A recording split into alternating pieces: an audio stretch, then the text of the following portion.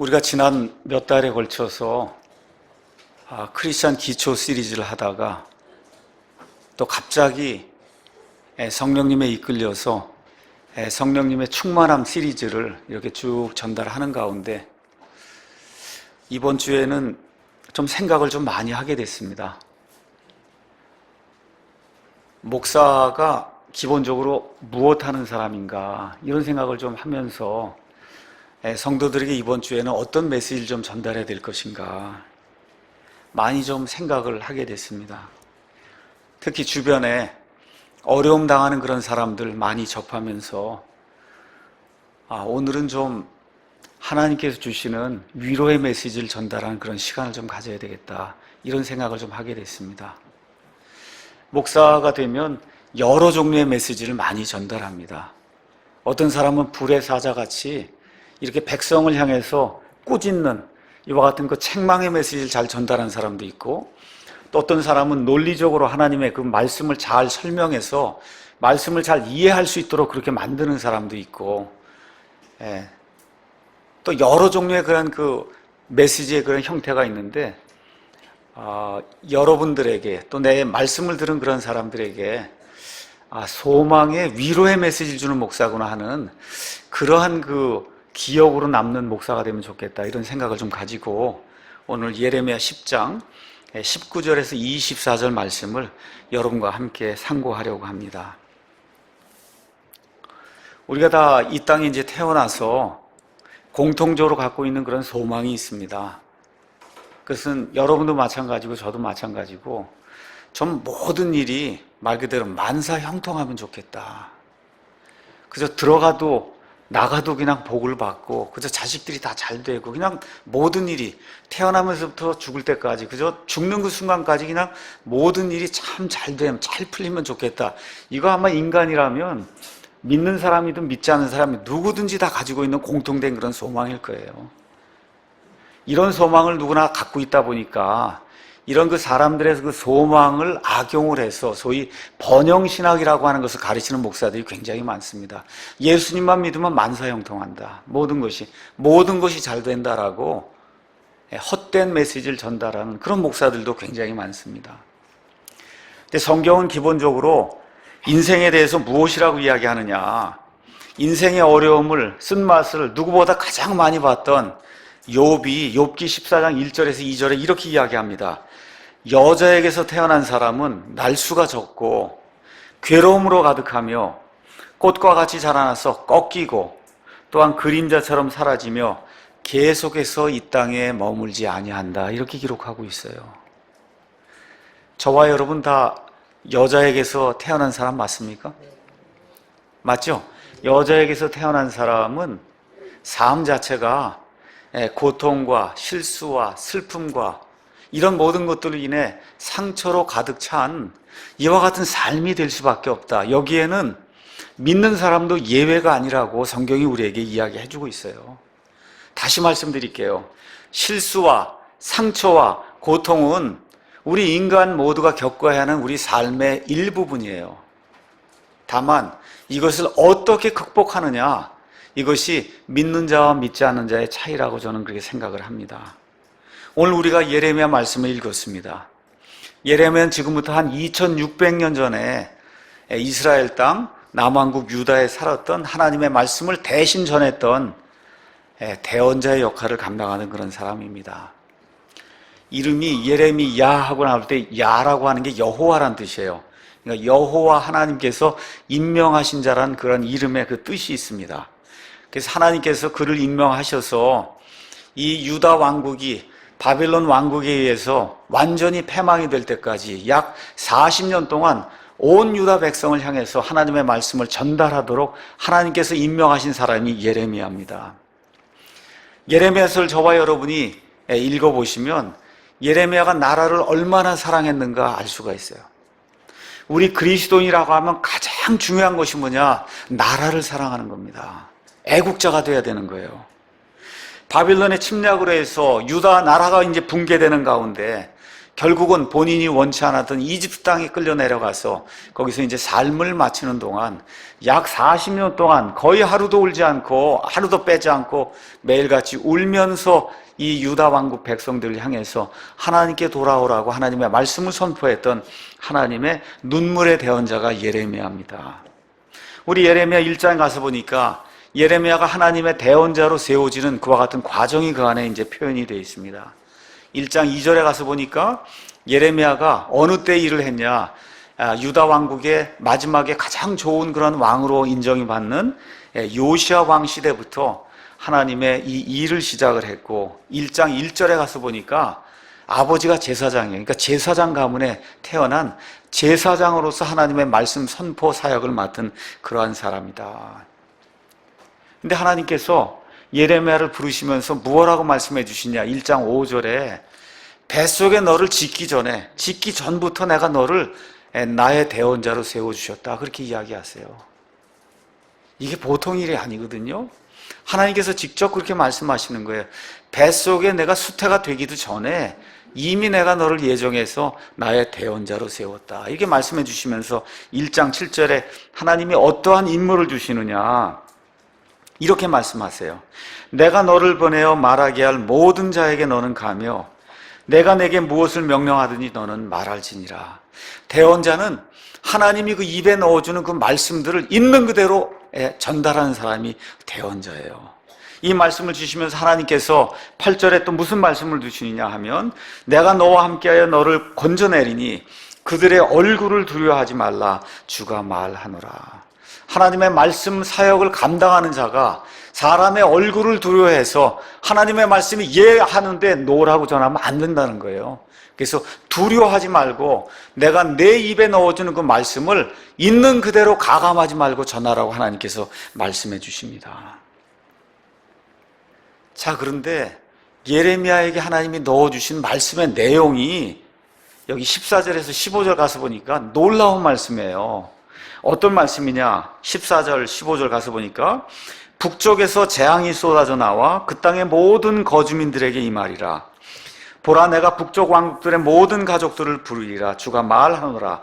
그들이 와서 저마다 예루살렘 성문 어귀에 자기 왕좌를 정하고 그곳에 사방 모든 벽과 유다의 모든 도시를 치리라.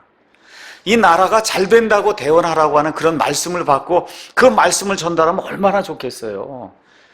근데 하나님이 예레미야 입에 넣어주시는 말씀은 무엇이냐, 이 백성의 우상 숭배 때문에 이들이 나를 버리고 바알과 아스타롯과 이방 신들을 섬기기 때문에 결국 이 유다 왕국이 저 북쪽에 있는 바벨론 왕국의 침입을 받고 결국 너희 온 땅이 멸망해서 많은 사람들이 바빌론 땅으로 포로 생활할 수밖에 없다고 하는 엄중한 심판의 말씀을 하나님이 전하라고 이야기하는 겁니다. 얼마나 두려운 말씀이에요. 예레미야 하나고 나머지 유대 사람이 200만, 300만이고 있는데 그 사람들 향해서 심판의 메시지를 전하라고 할 때 이게 너무나 두렵고 떨리는 그런 일입니다.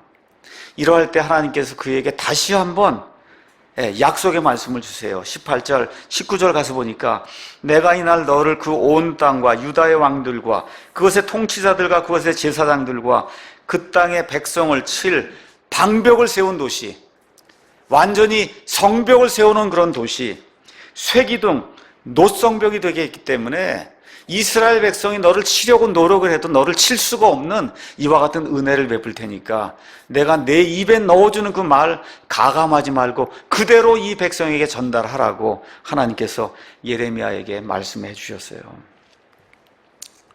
자, 이렇게 하나님이 부르셨다는 사실, 이거 굉장히 중요한 거고 어느 면에서 대단히 큰 영광입니다. 하나님이 나를 불러주셨다면 얼마나 큰 영광이겠어요. 그렇죠?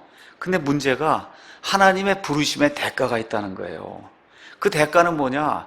본인이 태어난 그 나라의 그 민족을 향해서 하나님의 심판이 곧 임한다고 하니 얼마나 마음이 아프겠어요. 그렇죠? 그 다음에 두 번째, 또 어떤 일이 생기냐, 이런 말씀을 전할 때 백성이 돌이키고 하나님께 돌아오면 너무 좋을 텐데 여기 예레미야 전체 읽어보면 알지만 그 백성이 절대 돌아오지 않습니다. 더구나 예레미야의 친척들까지도 예레미야를 배반하는 이와 같은 아픔이 그에게 이제 주어지게 돼요. 마지막으로 16장에 가서 보면 하나님께서 너는 아내를 취하지 말고 아이들을 낳지 말라고 하는 이와 같은 아픔을 또 예레미야에게 주는 거예요. 제사장으로서, 특별히 이스라엘은 남자로서 결혼을 하지 않는다는 건 특별한 일이 없는 한은 그 수치거리가 되는 거거든요. 제사장으로 하나님의 대언자로서 온전한 가정을 이루고 그 가정을 통해서 하나님이 일하시고자 하는 일들을 제대로 알리는 것이 그 대언자의 마땅한 사명인데, 하나님께서 아내를 취하지 말라고 얘기하고 아이를 취하지 말고 아이를 낳지 말라고 이야기를 해요. 우리 한번 사람들의 눈으로 예레미야를 이렇게 한번 바라보세요. 여러분, 성공한 사람 같습니까? 아니면 실패한 사람 같아요? 예, 실패한 사람이에요. 사람 눈으로 보면 실패한 사람이에요. 또 다른 이야기로 말씀드리고자 하면, 이렇게 실패한 것으로 보이기 때문에 하나님께 대한 원망과 그 다음에 불평이 가장 많을 수밖에 없는 사람이에요. 왜 나를, 그 마구 많은 사람 중에 왜 나를 불러서 이 일을 맡겨주시고 결혼도 못하게 하고, 도대체 왜 사람들이 듣기 싫어하는 그 말씀만 전하도록 하나님이 그렇게 만드십니까? 원망과 불평이 어느 누구보다 많이 입으로 나올 수밖에 없는 그런 사람이에요. 그래서 오늘 우리가 여기 읽은 말씀 예레미야 10장 19절 가서 보니까 예레미야가 고백을 하는 겁니다. 19절에 내 상처로 인해 내게 화가 있도다. 친척들이 배반합니다. 온 가족이 배반합니다. 이스라엘 백성이 배반해요. 왕이 그를 죽이려고 해요. 이러한 그 상처 때문에 내게 화가 있다. 여러분, 바르게 믿는다고 해도 이렇게 나쁜 일들이 생길 수 있다는 것이 하나님의 말씀이 우리에게 주시는 교훈입니다. 이걸 꼭 기억하셔야 돼요. 어떤 경우에는 바르게 살려고 할 때 일이 더 안 되는 경우도 있어요. 여기 예레미야처럼 일이 더 안 되는 경우도 있어요. 그래서 어느 정도로 안 되냐? 인생이 완전히 붕괴될 정도로 안 되는 이런 경우도 있을 수 있다는 거예요. 그래서 오늘은 인생이 붕괴될 때라고 하는 그런 제목을 가지고 왜 이런 고통과 고난이 우리에게 임하게 되고, 또 이런 고통과 고난 속에서 하나님이 우리에게 주시는 그런 은혜가 무엇인가, 이거를 살펴보는 그런 시간을 갖도록 하겠습니다. 여기 가서 보니까 19절에 내 상처로 인해 내게 화가 있도다. 여기 받은 상처는 물론 몸의 상처는 아닐 거예요.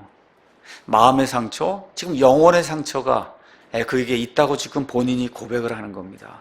왜 이런 상처가 생기느냐? 하나님께서 주신 하나님의 말씀, 그 진리의 말씀 주신 그대로 진리를 선포하는데 사람들이 듣지를 않습니다. 여러분, 목사가 이 자리에 서서 하나님의 말씀이 이렇습니다 하고 선포하면 그 가운데 듣는 사람이 나와야 되는데 말씀을 듣질 않아요. 오히려 어떻게 생각하느냐? 저 사람 미쳤구나. 그렇죠? 나라가 이렇게 잘 되는데 왜 나라가 망한다고 이야기하느냐 하고 오히려 그렇게 말하는 하나님의 대언자를 미친 사람으로 생각해 주는 거예요. 진심을 이야기하는데 진심을 받아주지 않습니다. 그러니까 어떻게 돼요? 상처를 받는 거예요. 부부관계에도 마찬가지고 친구 사이에도 마찬가지고 성도들 간에도 마찬가지고, 진실을 이야기해주면 상대방이 그걸 들어야 되는데 오히려 그거 갖고 화를 내고 그러면 우리가 상처를 받잖아요. 지금 예레미야가 말씀을 전하다가 너무나 큰 상처를 받은 거예요. 사람들이 듣질 않습니다. 어떻게? 상처 때문에 내게 화가 있도다. 그 화가 있는데 어느 정도로 지금 화가 있냐? 인생이 붕괴될 정도로 화가 있다. 지금 성경이 그렇게 이야기하고 있습니다. 20절 말씀 한번 가서 보도록 하겠습니다. 내 장막이 노략을 당하고 내 모든 줄이 끊어졌으며 내 자녀들이 나를 떠나서 없으니 내 장막을 펼치고 내 휘장을 칠 자가 다시는 없도다. 어느 정도로 인생이 붕괴하냐? 가서 보니까 어떻게 돼 있어요? 전적으로 붕괴가 됐다는 거예요. 전적으로 붕괴가 됐다. 가정 생활이 되질 않습니다. 재정적으로 붕괴가 돼서 더 이상 재정 생활, 경제 생활을 유지하기가 어려워요. 직장이 끊어질 수가 있어요. 성령 충만해야 되는데 성령님의 기쁨이 느껴지질 않습니다. 이런 가운데 심지어 우울증이 생겨서 정말 의사에게 가서 약을 먹지 않고선 견딜 수 없는 이와 같은 전적인 붕괴, 인생의 붕괴가 되는 그런 일이 유다 민족에게 임하고 또 개인적으로 예레미야에게 임했다고 지금 성경이 이야기하고 있는 거예요. 가서 보니까 이러한 그 인생의 붕괴가 어떻게 생기느냐. 내 장막이 노략을 당해도, 여러분 장막이라는 건 텐트를 이야기하는 겁니다. 유목민들이 여기 세웠다가 저기 세웠다 옮겨 다니는 게 그게 장막이에요. 여러분 장막은 바람 한 번만 불면 삽시간에, 생각하지도 않았던 그런 시간에 갑자기 무너져 내리는 것이 장막이에요. 지금 여기 예레미야가 이야기하는 것이 뭐냐, 유목민들의 그런 텐트가 갑자기 무너져 내리는 것처럼 저와 여러분이 우리 인간으로서 소망을 두고 사는 이런 것이 어느 날 갑자기 우리에게 붕괴가 될 수 있다는 거예요. 돈에 소망을 두고 살 수 있고, 배우자에게 소망을 두고 살 수 있고, 직장에 소망을 두고 살 수 있고, 믿는 사람에게 무언가를 맡기고 소망을 두고 살 수 있는데, 이 유목민들의 텐트가 갑자기 무너져 내리듯이 우리 인간이 가지고 있는 그와 같은 그 소망이 갑자기 무너져 내릴 수가 있다. 지금 그렇게 이야기하고 있는 겁니다. 제가 그저께는 저희 어머니 저녁 식사하는 시간에 좀 찾아가서 잠깐 좀 이야기를 나눴습니다. 어머니를 보면서 인생이 이렇게 붕괴가 되는구나 하는 걸 느낄 수밖에 없었어요. 지금부터 한 9개월 전까지만 해도 우리 어머니처럼 건강하게 씩씩하게 어디나 혼자 마음대로 다니고 이렇게 하시는 분이 없었는데, 그냥 어느 날 갑자기 주저앉으시더니, 돌에 걸려서 주저앉으시더니 일어나지 못하시고 계속해서 체중이 줄고, 이런 가운데 이제 얼마 안 있으면 돌아가실 그런 상황이 된 거예요. 이게 우리 인생이다. 그게 저와 여러분이 맞게 될 인생이에요. 제 어머니 손을 이렇게 만지면서 하나님 함께 하셔서 20, 30년 내가 더 살게 될 때 맨 끝에는 나도 이렇게 되겠구나. 여러분 여기서 벗어날 사람이 있어요? 아무도 없어요. 그 일이 조금 먼저 오냐 조금 늦게 오느냐 그 정도의 차이가 있을 뿐이지, 인생이 갑자기 붕괴된다고 성경이 우리에게 이야기해주고 있는 겁니다. 사람들이 이런 것들을 벗어나기 위해서 지진을 예측하는 거, 홍수를 예측하는 거, 태풍을 예측하는 이런 장치들을 개발하고 하지만 여러분 그 예측이 돼요? 안 됩니다. 지난주에도 인천에 폭우가 내렸는데 예측이 됩니까? 예측이 안 되기 때문에 인생의 이와 같은 재난도, 이런 폭우, 홍수 이런 거 예측이 안 되듯이 인생의 재난도 갑자기 당한다고 성경이 우리에게 이야기해주고 있습니다. 여러분 잘 아는 것처럼 김정은 정권이 또 미사일을 쐈습니다. 여러분 핵폭탄의 그 위험, 그게 지금 언제 생길지 아시는 분 있으세요? 있어요? 없잖아요. 급하니까 어떻게 해요? 사드 4대 더 갖다 배치해야 되겠다. 참 어리석은 그런 일들을 하고 있어요. 여러분 살고 죽는 게 달려있는데 빨리 설치해야지 지금 이게 무슨 일을 하고 있는 건지 알 수가 없습니다. 인생의 어려움과 이런 재난이 갑자기 당합니다, 여러분. 이걸 꼭 기억하셔야 돼요. 그런 가운데 여기 말씀 20절 말씀 가서 보니까 사람 눈에 이게 복구가 불가능한 것처럼 보이는 거 한번 보세요. 내 장막이 노략을 당했는데 내 모든 줄이, 장막을 매든 그런 모든 줄이 다 끊어졌습니다. 내 자녀들이 다 나를 떠나서, 다시 말씀드려, 의지할 자가 하나도 없게 됐어요. 내 장막을 펼치고 내 휘장을 칠 자가 어떻게 되세요? 다시는 없게 됐다. 인간 눈으로 봐서는 유다 왕국을 구출할 그와 같은 방법이 없고, 인간 눈으로 봐서는 예레미야를 구출할 그런 방법이 없고, 인간의 눈으로 봐서는 저와 여러분이 이런 재난을 당할 때 우리가 과연 여기서 극복할 수 있을까? 정말 소망이 하나도 남지 않는 그런 상태의 재난이 우리 인간에게 닥칠 수 있다. 지금 그렇게 이야기하고 있습니다. 근데 여기 20절 말씀을 자세히 보니까 무슨 말씀이 자꾸 나오냐? 내 장막이 노략을 당하고 내 모든 줄이 끊어지고 내 자녀들이 나를 떠나 없으니 내 장막을 펼치고 내 휘장을 칠 자가 다시는 없다. 무슨 말이 자꾸 나와요? 내란 말이 나오죠.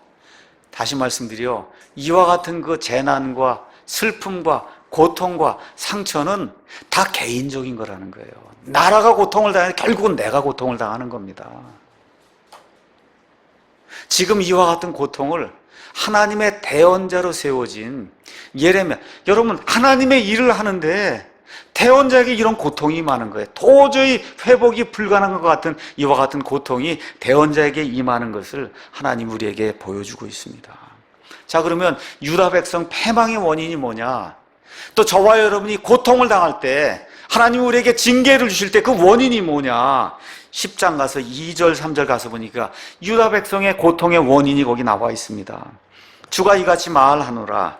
이교도들의 길을 배우지 말며 하늘의 표적들에 놀라지 말라.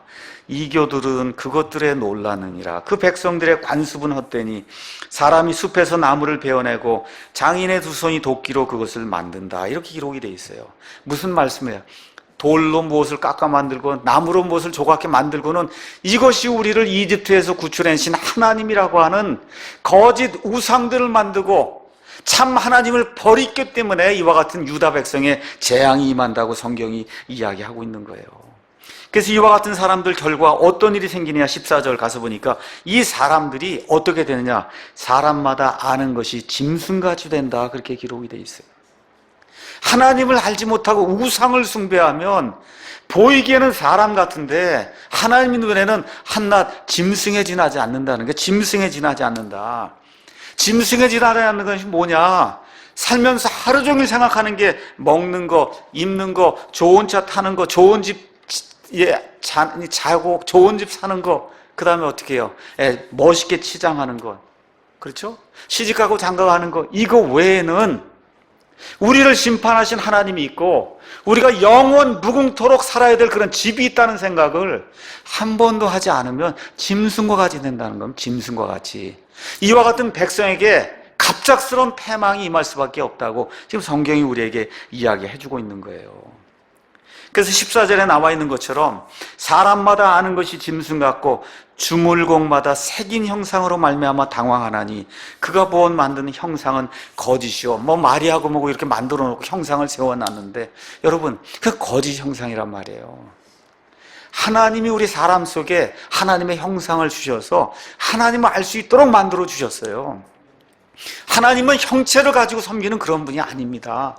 하나님은 영이시기 때문에 그분께 경배하는 자들이 반드시 영과 진리로 하나님께 경배해야 된다고 하나님이 경배할 방법을 알려주셨는데도 불구하고 이 세상 사람들처럼, 노아의 때에 살던 사람들처럼, 롯의 때에 살던 사람들처럼 하나님을 기억하지 아니하고 머릿속에 하나님에 대한 생각 한 번도 없게 될 때, 짐승같이 되면 하나님의 형상을 잃어버리게 될 때 이와 같은 급작스러운 재앙이 개인에게 또 나라에 닥칠 수밖에 없다고 성경이 이야기하고 있는 겁니다.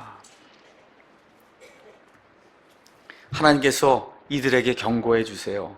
11절에 먼저 우상들에게 경고를 합니다. 11절, 너희는 그들에게 이같이 이르기를 하늘들과 땅을 만들지 아니한 신들 곧 그들은 땅과 이 하늘들 아래에서 멸망하리라. 여러분, 부처상이고 마리아고 여러분 나만 하겠어요?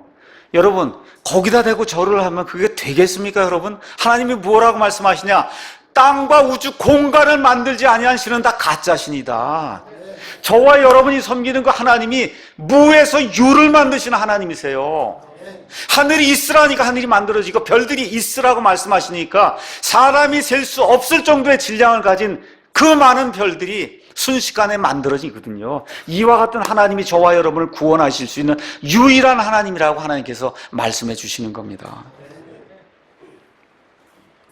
그 다음에 우상 숭배자들에 대한 심판, 18절에 주께서 이같이 말씀하시기를 보라, 내가 이번에는 그 땅의 거주민들을 무린내로 내던지고 그들을 괴롭게 하여 그 일이 그러한 줄을 그들이 알게 하리라. 그 결과 20절에 내 장막이 노략을 당하고 내 모든 줄이 끊어졌으며 내 자녀들이 나를 떠나서 없으니 내 장막을 펼치고 내 휘장을 칠 자가 다시는 없는 이와 같은 엄청난 일이 생기게 되고 결국은 어떻게 됐어요? 나라를 잃게 됐습니다. 여러분, 저와 여러분의 과거 70년을 꼭 기억하셔야 돼요.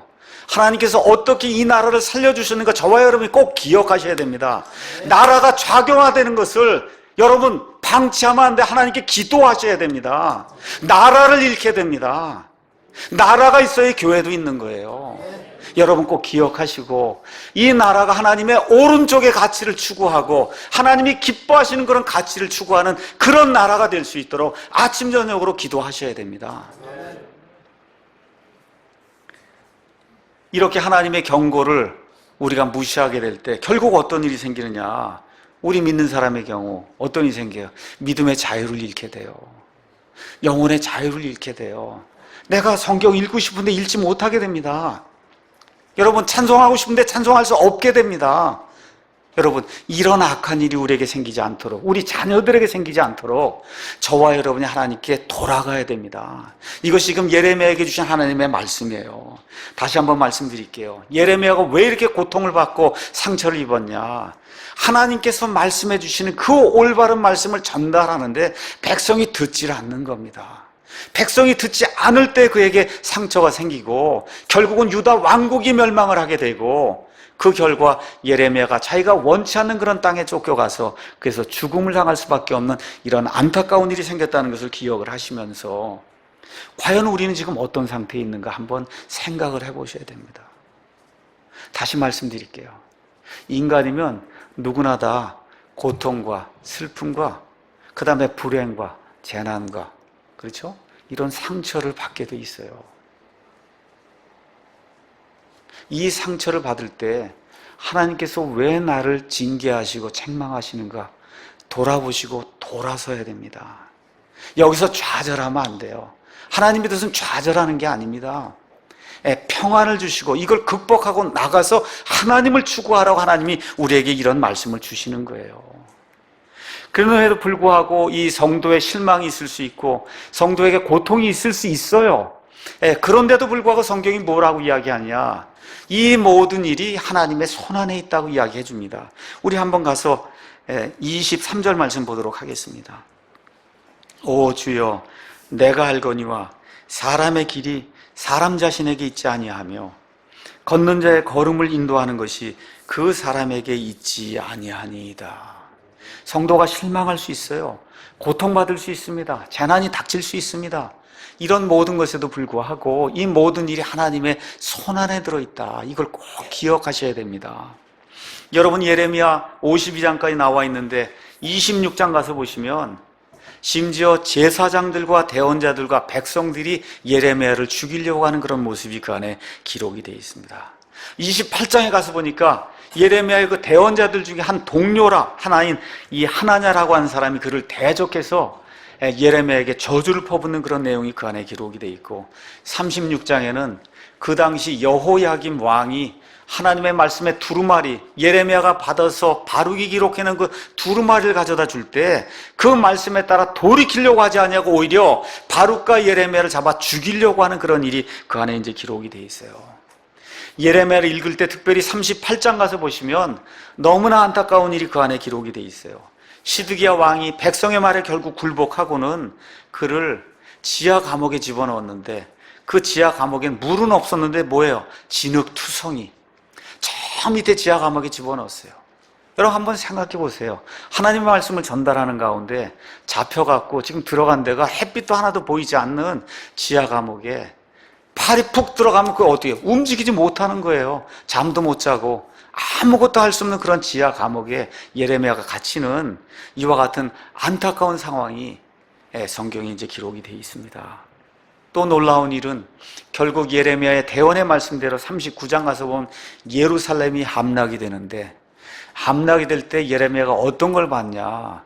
바빌론 왕이 와서 유다 왕국의 그 왕의 두 눈을 빼는 걸 직접 보게 된 거예요. 하나님이 임명하신 사람이 유다 왕국의 왕 아니에요? 그 유다 왕국의 왕의 두 눈을 빼는 거를 예레미야가 직접 목격을 하게 됐어요. 너무 먹을 것이 없으니까 아이들을 잡아먹는 것을 예레미야가 직접 목격하게 됐습니다. 이게 사람이 보통 이가 감당할 수 있는 그런 일이 아니에요.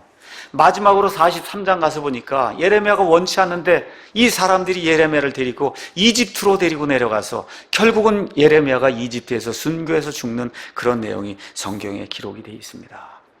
이런 어려운 일들을 겪게 될 때 예레미야 자신이 예레미야 20장 9절에 가서 보니까 도저히 못하겠구나, 이제 내가 도저히 하나님의 말씀을 더 이상 전달할 수가 없구나, 내가 더 이상 목사 노릇을 더 이상 할 수가 없구나 하고 고백하는 내용이 그 안에 기록이 되어 있습니다.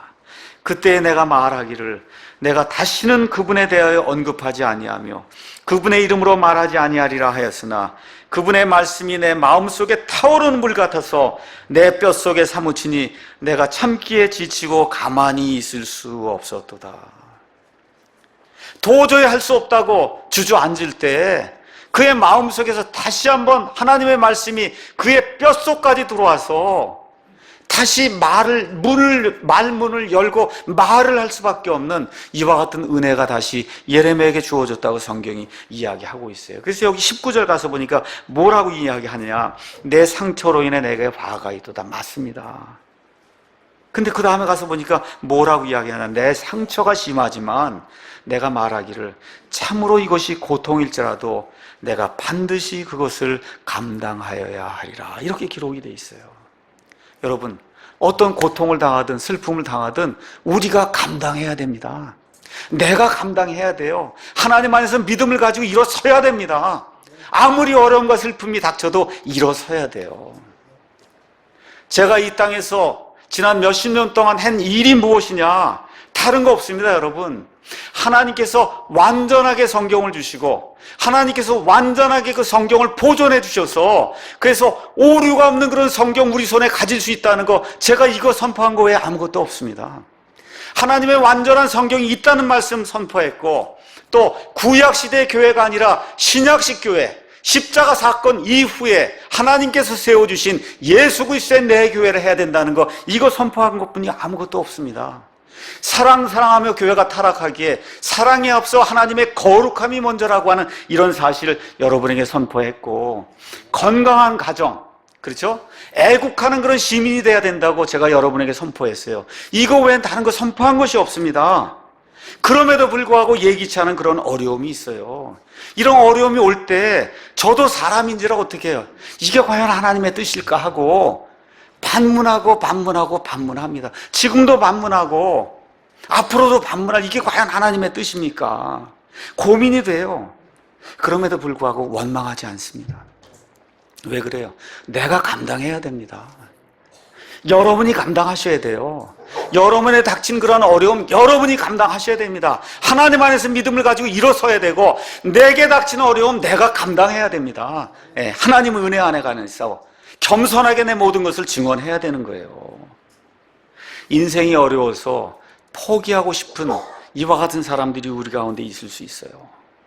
저도 너무 어려울 때 우울증이 와서 6개월 이상 약을 먹고 정말 제 아내와 함께 주차장을 걸으면서 어떻게 하지 살아남기 위해서 애쓰던 이와 같은 시절도 제 삶에서 있었습니다. 어떻게 되냐? 하나님 안에서 이겨내셔야 돼요. 저와 여러분이 해야 될 일입니다. 고통이 있어요. 재난이 있습니다. 슬픔이 있습니다. 아내가 죽을 수 있어요. 남편이 죽을 수 있어요. 폐암이 우리에게 닥쳐올 수가 있습니다. 어떻게 해야 돼요? 하나님 안에서 이겨내야 됩니다. 이것이 하나님이 우리에게 주시는 하나님의 명령이에요. 그 23절에 나와 있는 것처럼 오 주여 내가 알거니와 사람의 길이 사람 자신에게 있지 아니하며 걷는 자의 걸음을 인도하는 것이 그 사람에게 있지 않습니다. 하나님께 내어 맡기고, 하나님, 이것이 내 손안에서 내가 해결할 수 있는 그런 문제가 아닙니다. 아버지 하나님께서 내 발걸음을 인도해 주시고 아버지 하나님께서 이 문제를 해결해 주시기 바랍니다 하고 하나님께 간절히 기도하고 나가는 저와 여러분이 되기를 예수님의 이름으로 축원합니다. 자, 그런데 성경을 가서 보니까 참 좋은 게 있어요. 그것은 뭐냐 하면 고통과 고난과 상처가 사람을 크게 만듭니다. 사람을 크게 만들어요.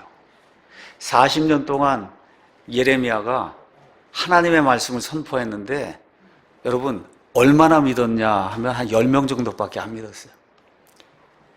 그러니까 사람 눈에 보면 형편없는 그런 실패한 그런 사람이에요. 그런데 우리 보통 이제 선지서라고 얘기하는데 큰 선지서가 있고 작은 선지서가 있어요. 그렇죠? 가장 큰 대원서, 거기 뭐예요? 이사야. 그 다음이 예레미야. 그 다음이 뭐예요? 예스겔. 그 다음에 다니엘. 이렇게 나오는 건 큰 대원자들의 그런 그 서신이에요. 요나 이런 건 조그만 대원자예요.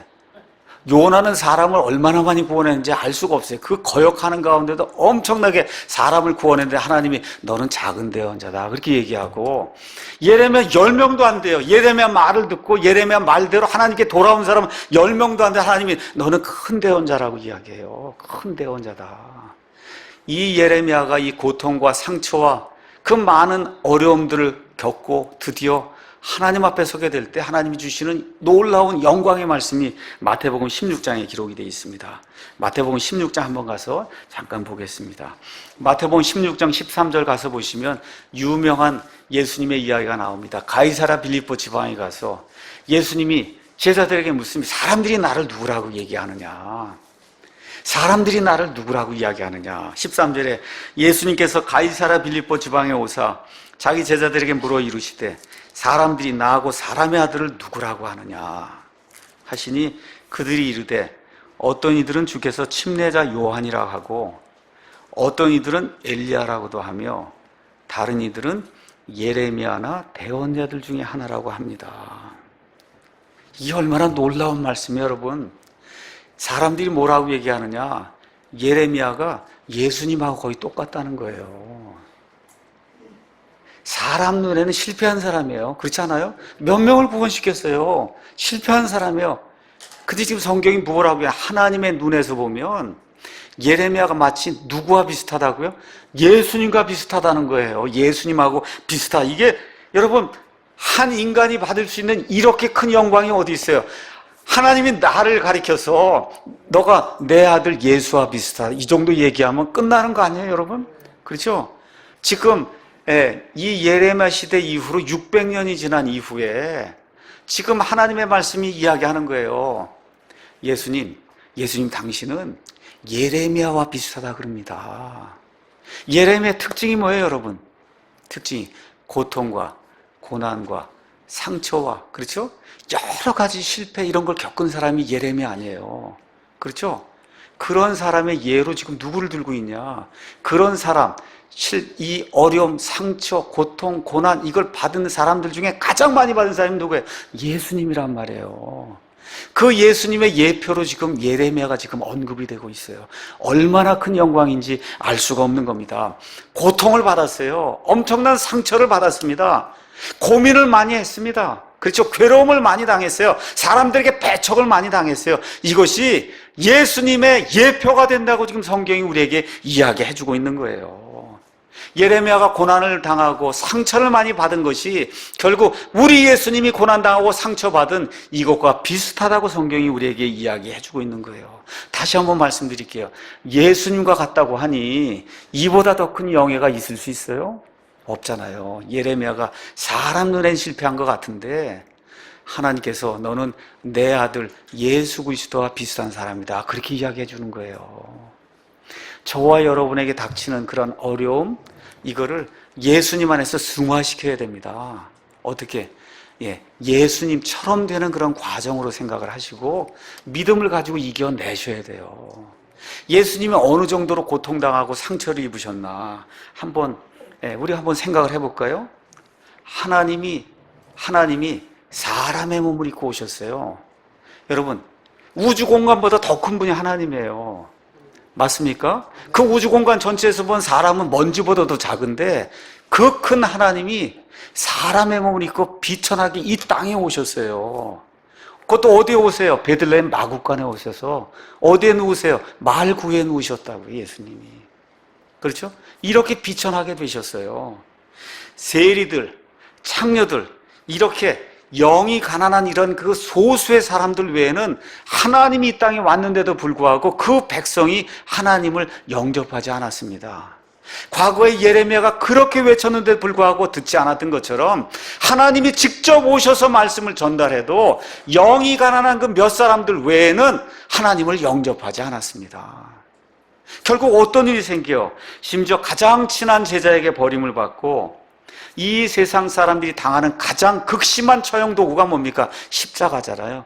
그 십자가에서 몸이 갈기갈기 찢기는 이 세상에서 가장 흉측한 그런 죽음을 맛보신 분이 바로 우리 예수님이에요.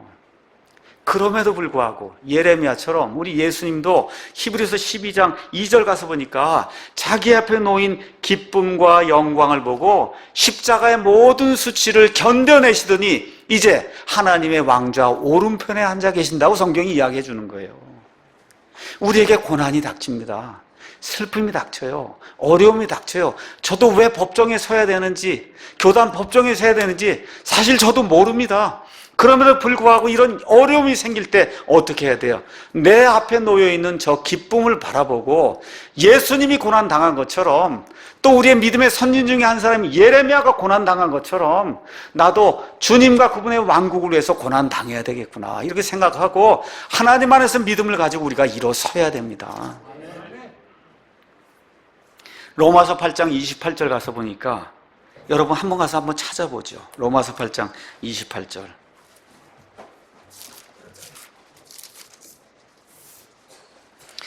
우리가 알거니와 하나님을 사랑하는 자들 곧 그분의 목적에 따라 부르심을 받은 자들에게는 모든 것이 합력하여 선을 이루느니라.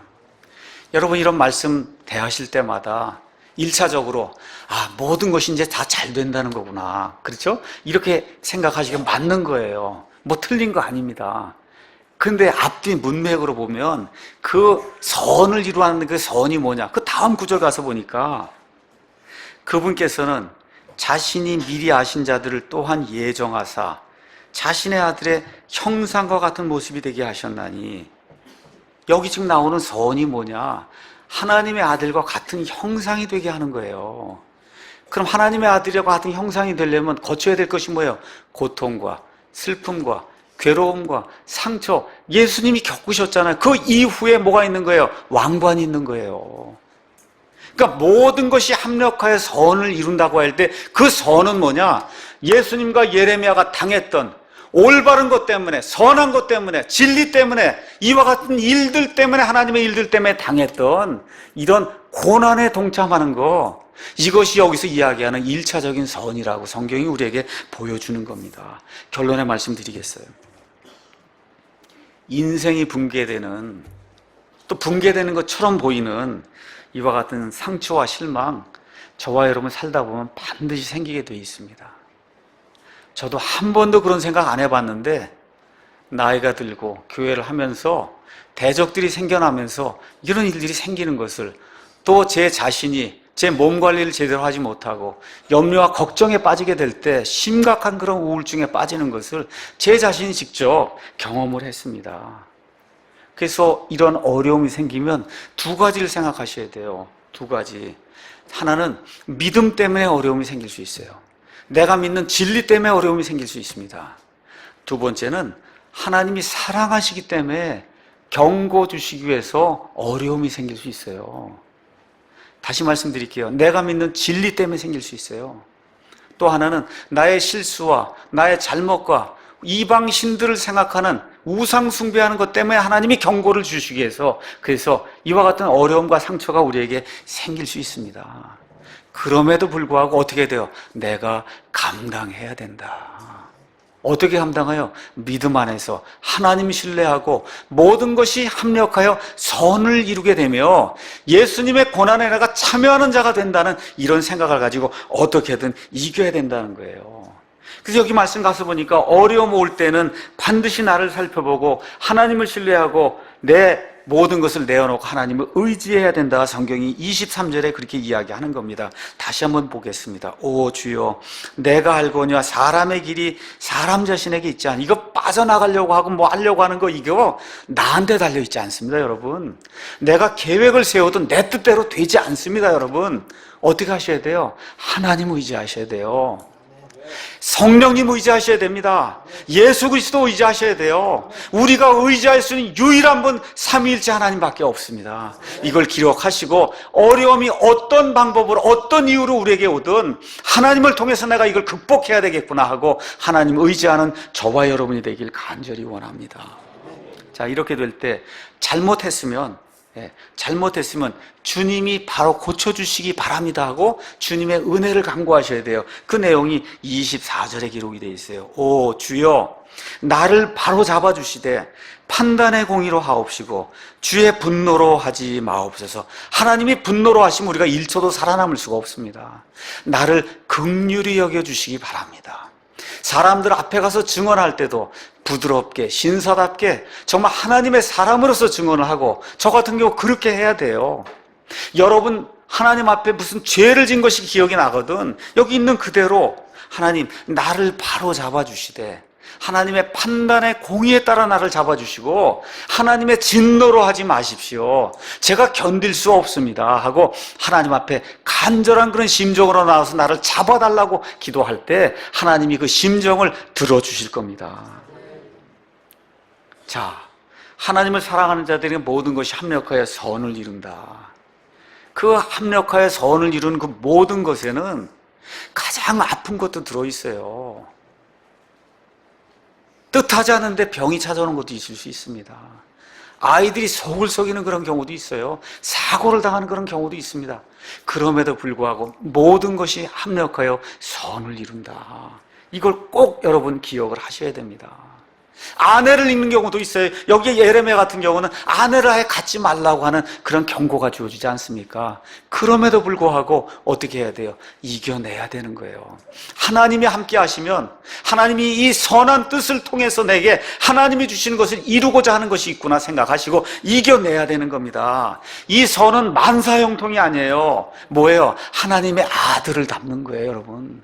다시 말씀드릴게요. 만사형통을 가르치는 것은 그건 마귀의 가르침입니다.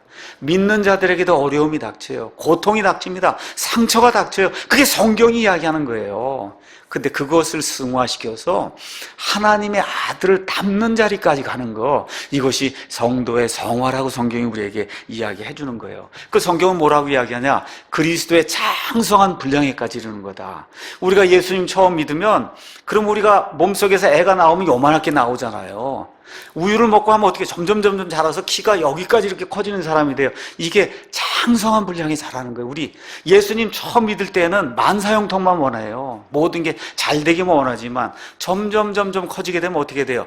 고난까지도 견뎌낼 수 있는 예수님의 장성한 분량에 이르러서 진리를 지키기 위해서 고난까지도 견뎌내는, 또 인생 누구나 겪을 수 있는 것 같은 슬픔과 어려움이 닥칠 때에도 그것을 승화시켜서 하나님의 아들을 닮는 데까지 이르는 이와 같은 복을 누리는 성도가 되어야 된다. 성경이 우리에게 그렇게 이야기해 주는 겁니다. 다시 한번 제가 말씀 읽고 마치도록 하겠습니다.